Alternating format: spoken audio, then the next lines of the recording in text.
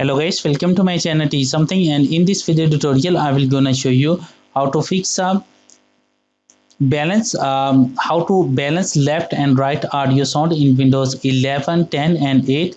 So how to do this? Let's get started. Before starting off the video, I humbly request you please subscribe my YouTube channel for more updates. So let's start.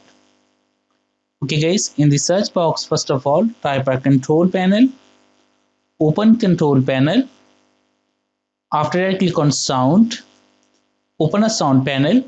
Select the output device, click on set as default. After that go to your properties, select a level. After that click on a balance and make sure that is selected at 50%.